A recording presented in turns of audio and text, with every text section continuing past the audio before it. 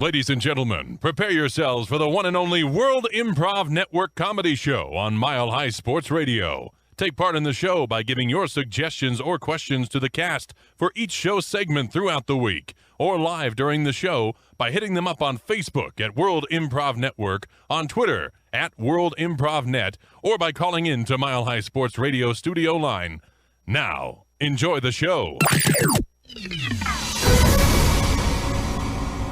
It's local. It's global. You're listening to WIN World Local News. WIN World Local News on Mile High Sports Radio. I'm Potter Smittss. Breaking news into the WIN World Local News Sports Desk from WIN Sports reporter Jumpin' Jack, who's live at the Poke Gym in the capital of Panem for the 2016 Pokemon Go Hunger Games. How's the competition poking, Jack? Holy Toledo, I tell you what, I haven't seen so many Geodudes pumping their fist into the air. I tell you what, there's a couple Onyxes here, and they are able to provide seating for some other, looks like a lot of Weedles. I've got some Caterpies. My goodness, there were some complaints about the number of Ratatats and Raticates, but it seems like Facilities has taken care of the issue. Otherwise, looks like we all know him and love him quite well. It's Pikachu. He's rising up the ranks, and on the other side is Hitmonchan. That would be the fully evolved form of Hitmonchan, and we are hoping to see him really pull it out here. He's got his trainer is taping on his boxing gloves right now, and oh my goodness, what's this? Oh my goodness, there is a wild Mankey just pummeling people right now. I gotta get out of here. I gotta get out of here, Potter. Wow. I hope you make it out there, Jumpin' Jack, and want to know who the final survivor is. Well, on to our next top story, which is brought to us by WIN contributor Jesse of Baton Rouge, Louisiana. Arguably the greatest and most important of all the man-made capitalistic holidays, International Ice Cream Day, seems to be just what the world needs this fine Sunday, as the U.S. and France are suffering through mass grief and violence. How did International Ice Cream Day come about? And why does it always seem to fall on the most opportune time of the year? Well, take a deep scoot out of this story and let's check in with the inventor of ice cream himself, WIN culinary correspondent Al Gorged, who's live in Paris, France with the sweet details. Al? Hello, Parterre. I am so pleased to see that my invention, the ice cream, is being celebrated annually. It was an interesting journey to get here. It was one of those, how you say, pleasant accidents. It was a hot summer, and I was just looking to chill, a refreshing treat. And popsicles were a thing at the time. And I was like, I am not in the mood for a popsicle. And so I mixed, cream and sugar and popsicle. And it became a new thing, ice cream. And then I shared it with the world, and they love it. They love it. We need more of this. The world would be a more peaceful place if people would just, enjoy a nice ice cream. The summertime is a very sweet, sweet time to enjoy some ice cream.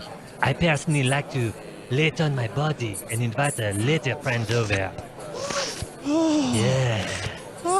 It is very refreshing, and then also if you need a tasty treat, you just swallow. Just swallow, girl. Oh, Mr.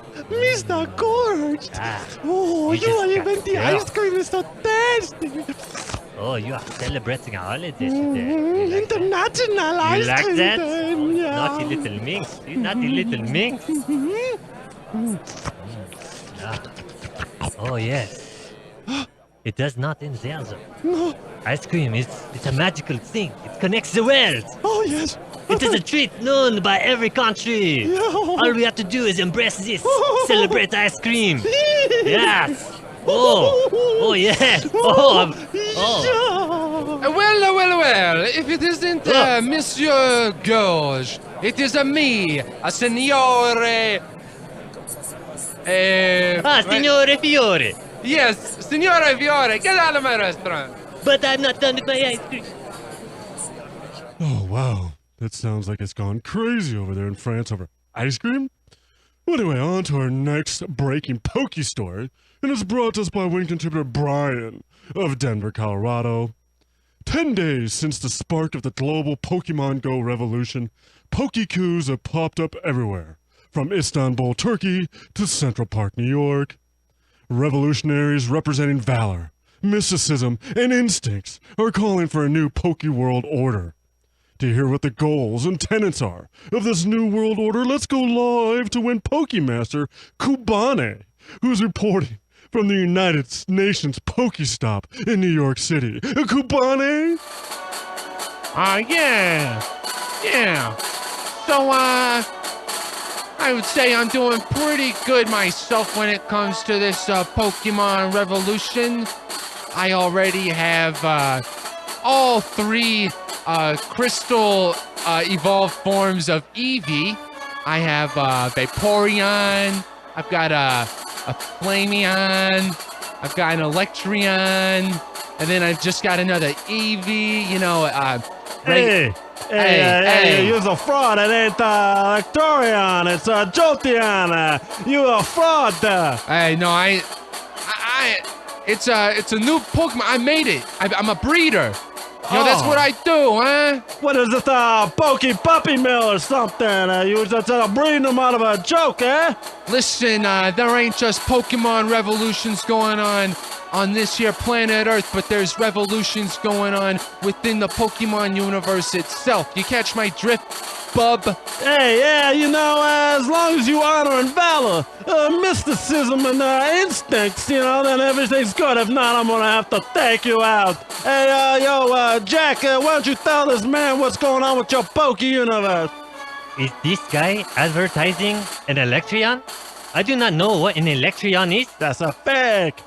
You cannot defend a gym with an Electrion. No. You mean a Jolteon. Jolteon, yeah, it's a You get your Jolteon. freak man-made Pokemon out of here. I said what I meant to say, all right? I don't say anything otherwise, all right, buddy? So what I'm telling you right now is if you've got a choice to make. You can stick with the established groups and teams and Pokemon, or you can join me, all right? In a Pokemon revolution. We're making new Pokemon, and we're making a new legion of Pokemon and Pokemon trainers and breeders. Well, So buzz off, out there! Hey. Electrabuzzer. Wow, that man seems like he means business, Mr. Kubane. I don't want to run into him on the streets. Well, now for a look at the global weather. Let's check in with Buttercup Blizzard, who's braving 98 degrees in Anchorage, Alaska. How's the weather, and how are you holding up in Alaska, Buttercup? Oh, it's pretty hot out here. It's 98 degrees. Alaska's not supposed to be this hot. I feel like it's a real indicator that global warming's a real thing. I mean, just last week, it's like, regular temperatures, and then... sun! 98 degrees! This is weird. It's like a weather phenomenon. I'm gonna say there should be some panic because this is not normal. This is not normal. Where are the polar bears? Now they're just regular bears. They're just like white bears, albino bears.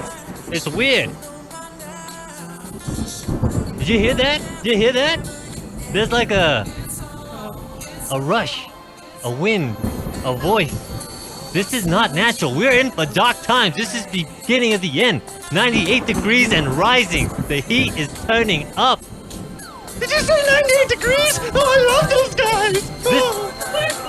There's pandemonium out here. Potter, turn it back to you.